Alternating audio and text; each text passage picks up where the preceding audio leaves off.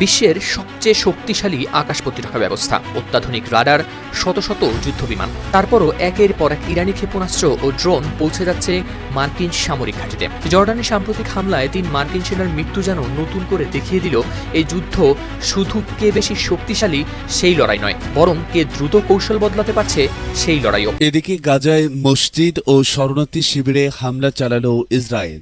গাজা উপত্যকায় নতুন করে বিমান হামলা চালিয়েছে দখলদার ইসরায়েল। এতে অন্তত এক ফিলিস্তিনি নিহত এবং আরও 12 জনের বেশি আহত হয়েছেন। হামলায় একটি মসজিদ ও শত শত বাস্তুচ্যুত মানুষের আশ্রয় হিসেবে ব্যবহৃত তাঁবু ধ্বংস হয়েছে।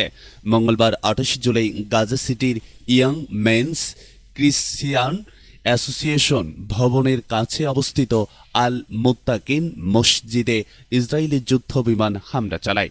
একই সঙ্গে মধ্য ও উত্তর গাজার বিভিন্ন এলাকায় ধারাবাহিক বিমান হামলা পরিচালনা করা হয়।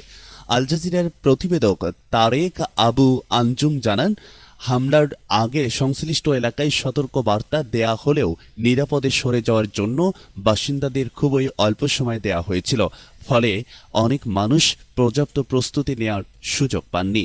এদিকে গাজার নুসেইরাত শরণার্থী শিবিরও পৃথক এক হামলায় অন্তত এক ফিলিস্তিনি নিহত হয়েছেন।